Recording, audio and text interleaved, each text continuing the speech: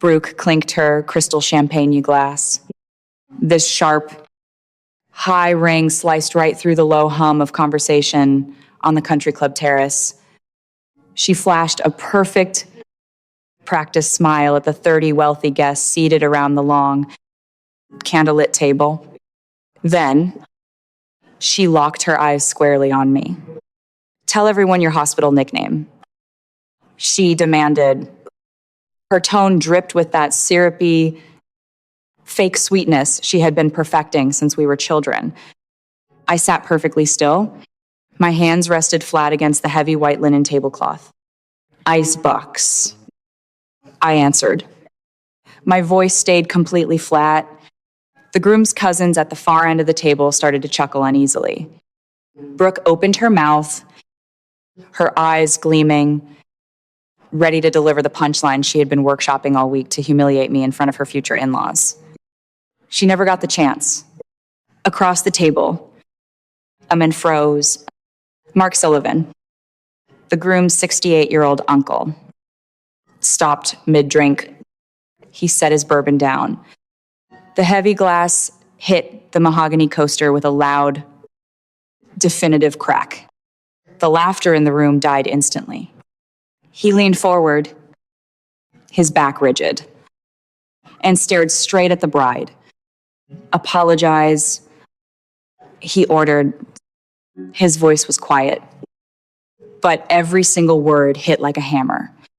To understand how we reached that exact moment of absolute silence, you need to understand the reality of what was happening behind the scenes of this immaculate wedding weekend. I am 32 years old, and I work as an emergency room trauma nurse. My days are spent managing catastrophic injuries, making split-second decisions while families scream and alarms blare. My sister, Brooke, is 29. She is a woman who has spent her entire life curating an image of effortless perfection, relying entirely on my quiet sense of duty to fund it. I was not just a bridesmaid sitting at that table. I was the silent bankrolling the entire evening. I had personally paid $15,000 for this luxury rehearsal dinner. The prime rib, the imported flowers, and the open bar. Brooke had come to me months ago, weeping about how she had maxed out her wedding budget on aesthetic details and how Jason's elite family would judge her if the rehearsal dinner looked cheap. She played on my guilt, invoking our late mother's memory, twisting my sense of sibling obligation until I handed over my credit card. What Jason and his family did not know was that Brooke was secretly drowning in $40,000 of hidden credit card debt just trying to keep up appearances. She was desperate. She needed me emotionally broken and entirely subservient this weekend. If she could establish dominance over me in front of an audience, if she could make me the pathetic, laughable sister, she knew I would never have the courage to refuse when she inevitably pulled me aside tomorrow morning to demand I pay the final vendor balances for the reception. Brooke thrived on this dynamic. She loved playing the warm, desirable, fun-loving bride, while painting me as the cold, work-obsessed spinster. And tonight, she planned to use my career as the ultimate punchline. "Icebox," Brooke repeated, her smile faltering for a fraction of a second before she forced it back into place. She gestured toward me, playing to the cousins and the wealthy aunts. They call her that because she is completely frigid. Honestly, if a patient asks her to hold their hand, she probably checks their insurance first. She is totally unlovable. She will absolutely die alone with a house full of rescue cats. A few more guests forced a laugh. Jason, the groom, shifted uncomfortably in his seat. He looked down at his plate, blinded by her fun facade, choosing the path of least resistance. I swallowed the lump forming in my throat. I stared straight through my sister. I remembered exactly how I earned that name. It was 2 years ago. in the middle of November. I was off duty, driving home when a catastrophic pileup happened on the interstate. Freezing rain was coming down in sheets.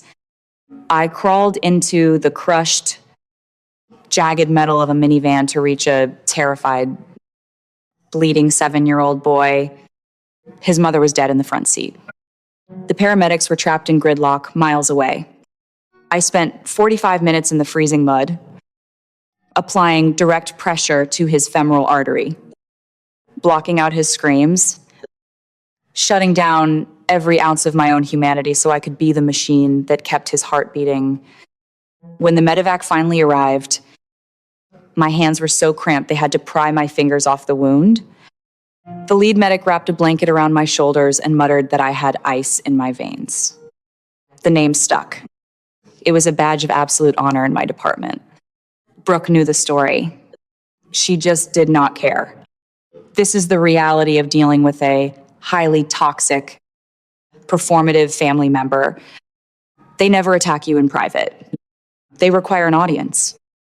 They deliberately use the social pressure of a formal event, a wedding, a holiday dinner, a graduation as a hostage situation. They throw out a vicious, deeply personal insult and disguise it as a joke. They know you are too polite, too conditioned to keep the peace, to cause a scene in front of strangers. It is a calculated trap. If you defend yourself, you are the crazy one ruining the party.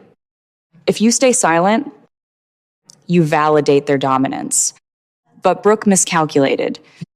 She forgot that I am trained to handle emergencies. In the trauma bay, panic kills. When everything is breaking and bleeding, the person who breathes the slowest controls the entire room. I leaned back in my chair. I let the silence stretch. I let the awkwardness of her cruel joke hang in the air like foul smoke. That was when Uncle Mark pushed his chair back. Apologize. Mark repeated. Brooke's laugh was brittle, high-pitched, and entirely hollow. Come on, Uncle Mark. It is just a sibling joke. You know how sisters are? Mark stood up. He was a retired fire chief, a man who had spent 40 years pulling bodies out of burning buildings. He recognized the heavy, unspoken weight of my nickname the moment it left my mouth. He knew exactly what it costs a human being to compartmentalize trauma to save a life. He did not smile. He did not raise his voice. He simply looked at Brooke with a mixture of pity and absolute disgust. We do not use names earned in the blood and the dirt as punchlines for your entertainment. Mark said, the temperature on the terrace plummeted. The banquet manager near the doors went completely still. Jason looked up, his face pale, realization slowly fracturing his expression. Brooke looked around the table, her eyes darting frantically, searching for an ally. She looked for the enabler who would break the tension and tell her she was right. No one moved. No one smiled. She was completely isolated in the middle of her own performance. I knew this was the moment. The window to rewrite our history was open, and I was going to walk right through it. I stood up smoothly. I smoothed the front of my dress. I walked directly past Brooke and approached the banquet manager. I spoke clearly, ensuring my voice carried across the silent terrace. The $3,000 deposit I paid covers the food that has been served so far. I said, but the open bar and all the remaining weekend events, close my tab immediately. Any drinks or services from the second forward require a new card on file. I turned slowly and looked directly at my sister. Her jaw was unhinged. The color had completely drained from her face. I will not fund my own humiliation. I said, Brooke, the bartender needs your visa. I turned and walked off the terrace.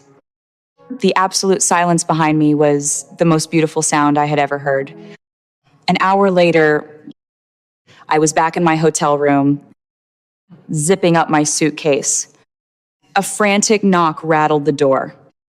I pulled it open. Brooke stood in the hallway. Her mascara was running down her cheeks. Her breathing was ragged. She pushed her way inside, clutching her iPad to her chest like a shield. She launched into a theatrical, breathless apology. She wept about the wedding stress. She cried about how she always felt inferior to my noble career.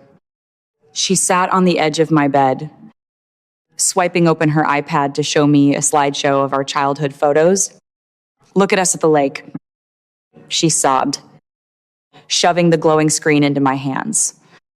"Look how close we used to be. I love you so much. Please do not ruin my wedding." She stood up abruptly. "I just need to wash my face." She sniffled, disappearing into the bathroom and pulling the door shut. She left me sitting on the bed, holding her unlocked iPad. The slideshow transitioned to a picture of us at a high school graduation. I felt a tiny, pathetic flicker of hope. Maybe she really was sorry. Maybe the stress had just broken her. Then, a banner notification dropped down from the top of the screen. It was a text message from her maid of honor. "Did you secure the rest of the cash from the psycho bitch yet?" My stomach turned to lead. I tapped the notification. The screen switched to a group chat titled Bridal Babes. The messages from the last hour were a masterclass in manipulation. Brooke had been relentlessly mocking me. She called me a psycho. She bragged to her bridesmaids that her tears were completely fake, just a performance to make sure I did not cancel the vendor payments for tomorrow. The final message from Brooke, sent 3 minutes before she knocked on my door. "Read, I will just cry and show her those stupid lake photos. She always caves when I bring up mom. Once her card is swiped tomorrow, I am having security bar her from the family portraits." The flicker of hope died. In its place, a cold, crystal clear resolve settled over my bones. I did not scream. I did not storm into the bathroom to confront her. I calmly lifted my phone, snapped clear photos of the entire chat log, and sent them directly to Jason.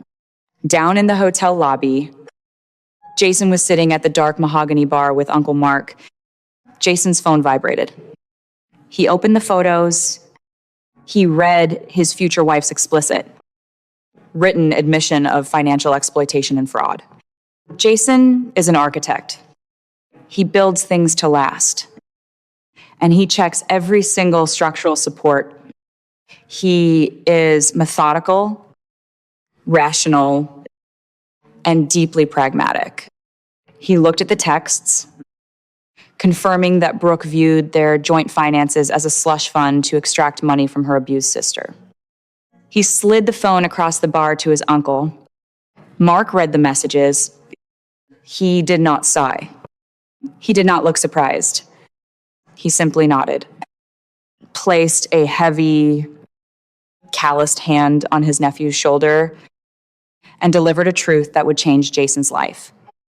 A burning house does not stop burning just because you pretend it is not on fire. Mark said, "Get out." Mark paid the tab, stood up, and walked to the elevators. Jason did not rush upstairs to scream at his fiancée. He opened his mobile banking app. With 5 deliberate taps, he transferred his entire matched portion of their joint wedding funds directly back into his private, individual account. He drafted a scheduled email to his lawyer to formally separate their remaining shared assets first thing on Monday morning. He drained the slush fund completely. 10 minutes later, as I was wheeling my suitcase out of my room, Jason was walking down the hall toward Brooke's door. His face was a mask of absolute calm. I paused by the elevator. He knocked once, walked in, and showed her the zero balance on his phone screen. "The wedding is off," he said. I stepped into the elevator and pressed the button for the lobby. I did not stay to watch the fallout. I was on a red-eye flight back home before the sun even came up. I found out later exactly what happened the next morning. Jason moved his belongings out of their shared apartment while she was still at the hotel. His wealthy parents immediately pulled all their funding for the reception. Brooke was left completely abandoned at the Charlotte Country Club because her signature was the only one on the non-refundable venue contracts. And she no longer had access to my credit card or Jason's money. The club's legal team immediately began pursuing her for the remaining $30,000 balance. She had destroyed her own life for a punchline. It has been exactly 1 year since that weekend. I never spoke to Brooke again. She tried.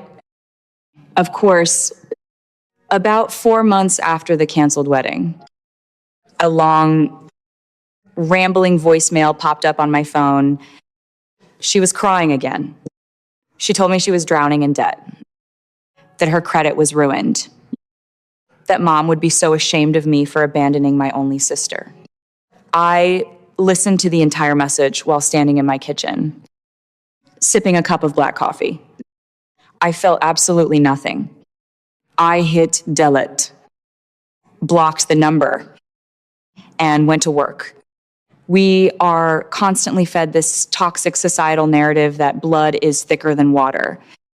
We are told that family is everything, that you must forgive, that you must take the high road, that you must keep the peace at all costs. But nobody ever warns you that you can drown in both blood and water just the same. I had to let my sister sink so I could finally breathe. When you survive a lifetime of playing the designated scapegoat for a performative family, walking away feels like a betrayal. But I learned 3 profound rules in that hotel room, rules that rebuilt the architecture of my self-worth. Rule number 1, the audience is the narcissist's greatest weapon. If someone only insults you as a joke in front of other people, they are not funny. They are cowardly. They are using social etiquette to trap you in a corner. The only way to win is to shatter that etiquette. Stop being polite to people who are actively disrespecting you. Let the dinner party get awkward. Let the table go quiet. Your dignity is worth far more than their comfort. Rule number 2, stillness is a superpower. In a world that constantly demands an immediate, loud reaction, doing absolutely nothing is terrifying to a manipulator. When you refuse to give them the emotional explosion they are so desperately trying to provoke, they will panic. They will overcompensate. They will talk too much, laugh too loud, and eventually expose their own malice to everyone watching. Let them dig their own grave with their noise. Rule number 3, an apology with an agenda is just a transaction. If an apology is immediately followed by a request, whether it is for money, a favor, or a demand to return to the way things used to be, it is not genuine remorse. It is a negotiation tactic. True apologies require a change in behavior, not a change in your bank balance. Today, my life is incredibly quiet.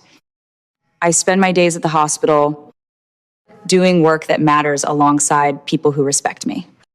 I spend my weekends with a chosen family of friends who have never once asked me to shrink myself to make them look taller. I do not dread holidays anymore.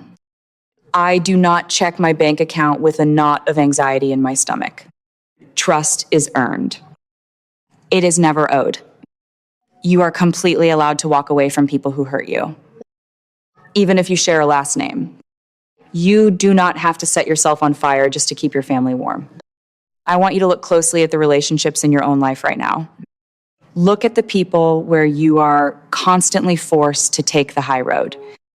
Look at the situations where you are expected to swallow your pride just to keep the peace. Who is truly benefiting from your silence, and what would happen if you finally decided to close the tab? I know exactly what you are screaming at the screen right now. You are watching Rachel hand over $15,000 for a rehearsal dinner, absorbing all those vicious insults. And you are yelling Why did she pay them? Why did she wait so long to walk away? It is incredibly frustrating to watch. But let us pause and look at the actual reality of toxic family dynamics. Rachel was far from naive. She was trapped in something psychologists call the slot machine effect, also known as intermittent reinforcement. When you grow up with a performative, manipulative family member like Brooke, they never treat you terribly 100% of the time. If they did, you would simply pack your bags and leave forever. Instead, they hand you tiny, unpredictable crumbs of hope. They show you a nostalgic childhood photo. They cry a few fake tears. Or they share a fleeting moment of kindness. You keep pulling the lever, paying the bills, and swallowing your pride, hoping that this time you will finally hit the jackpot and win their genuine love. But the casino always wins. And the game is totally rigged. Now, let us talk about how Rachel and Jason finally beat the house. They executed some brilliant, street-smart financial self-defense that you need to memorize if you ever find yourself in a similar trap. First, look at the tab cutoff. Scammers and manipulators absolutely hate details, and they rely entirely on your fear of making a scene. Instead of storming out in tears, Rachel audited the situation by walking directly to the banquet manager and publicly shifting the remaining financial liabilities squarely onto Brooke. Rachel instantly removed her own money from the hostage negotiation. She severed the financial supply line. Second, notice how Rachel built her case. When Brooke left that iPad glowing on the bed with the group chat exposed, Rachel ignored the urge to start aloud. Emotional confrontation. She quietly secured the evidence by taking screenshots. In family warfare, verbal arguments are entirely useless because manipulators will just gaslight you later. Documentation is absolute power. Finally, pay attention to the slush fund drain.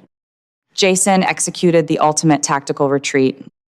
Upon reading the written proof of financial exploitation, he bypassed the emotional drama entirely. He opened his banking app and legally moved his matched funds out of their joint account before ever walking into that hotel room to cancel the wedding.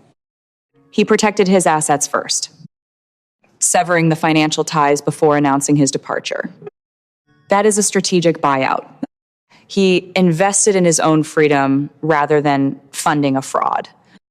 Your dignity and your financial security are not bargaining chips to be traded for temporary family peace. Toxic people will gladly drain your bank account and your soul if you hand them the pen to write your story. So take the pen back. And before you scroll away, I want you to remember one more thing about Rachel's story. The most dangerous part of toxic family loyalty is not the obvious cruelty. It is the tiny moment right before you leave, when they suddenly become soft, when the voice gets quieter, when the tears appear, when they mention your mother, your childhood, the old vacations, the inside jokes, the version of the family you spent your entire life wishing was real. That is the moment that breaks so many people, because deep down, you are not just saying no to one person. You are saying goodbye to an entire fantasy. You are finally admitting that the loving sister you kept trying to save may have only existed in your memory. You are accepting that the apology you waited years to hear was not coming from remorse. It was coming from panic. Panic because the money stopped. Panic because the audience turned. Panic because the scapegoat finally stood up, closed the tab, and walked out of the room with the receipt. Rachel did not win because she humiliated Brooke back. She won because she refused to become Brooke. She did not scream across the terrace. She did not throw wine. She did not chase revenge for the sake of revenge. She simply removed access to her money, access to her guilt, access to her silence, access to the version of herself that used to believe love had to be purchased through suffering. And that is the part a manipulator cannot survive. A manipulator can fight anger. They can twist anger into drama. They can point to your raised voice and say, see, this is what I have to deal with. They can use your tears as evidence that you are unstable. They can use your pain as entertainment. But they do not know what to do with calm boundaries. They do not know what to do when you stop explaining. They do not know what to do when you quietly say, no, and then let the consequences arrive without softening them. That is why Rachel's silence was so powerful. It was not weakness. It was a closed door. And Jason's part in this matters too, because sometimes the people watching from the outside see the truth faster than the people trapped inside the pattern. Jason had probably noticed small flashes of Brooke's entitlement before. Little comments, little demands, little cruel jokes dressed up as charm. But like so many people, he may have explained them away. Wedding stress, family tension, just her sense of humor. Then the screenshots arrived. Suddenly, there was no more room for excuses. The mask was not cracked. It was gone. And in that moment, Jason faced the same choice Rachel had faced for years. Keep funding the illusion, or walk away from the fire before the whole house collapsed on him. He chose to walk. That is not cold. That is survival. Too many people confuse loyalty with self-destruction. They think staying proves love. They think paying proves devotion. They think tolerating disrespect proves maturity. But sometimes the most mature thing you can do is let an irresponsible person meet the bill they created. Brooke signed those contracts. Brooke mocked the person paying them. Brooke built her dream wedding on lies, manipulation, and borrowed money. When the structure collapsed, that was not Rachel's cruelty. That was gravity. And gravity is not abusive. Gravity is honest. So if you are listening to this and you have a Brooke in your life, ask yourself this. What are they calling family that is actually just control? What are they calling help that is actually just exploitation? What are they calling a joke that is actually public humiliation? And what are they calling forgiveness that is actually permission to do it again? Because forgiveness without boundaries is not healing. It is an open invitation. You can forgive someone from a distance. You can wish them well without giving them your credit card. You can love the memory of who they used to be without allowing the current version of them to destroy your peace. You can grieve the relationship and still never reopen the door. That is the part nobody tells you. Walking away does not always feel triumphant at first. Sometimes it feels lonely. Sometimes it feels unnatural. Sometimes your hand hovers over the block number because a lifetime of conditioning tells you that maybe you are being too harsh. Maybe you should answer just once. Maybe you should hear them out. But peace is often quiet before it feels good. One day, you realize you are not bracing before every holiday. You are not checking your phone with a sinking stomach. You are not calculating how much money you can afford to lose in exchange for being tolerated. You are not rehearsing explanations for people determined to misunderstand you. Your nervous system starts to unclench. Your life becomes smaller, quieter, and infinitely safer. And then you understand that quiet was not emptiness. It was freedom. Rachel did not lose a sister that weekend. She lost a debt collector wearing her sister's face. She lost a bully who used childhood memories as currency. She lost a person who loved the benefits of her sacrifice, but never respected the woman making it. And in exchange, Rachel got herself back. I want to hear from you down below. Have you ever had to cut the tab on a toxic relationship to save yourself? Drop your story in the comments. Hit that subscribe button for more street smart survival strategies. And always remember, walking away from a bad investment is the smartest move you will ever make.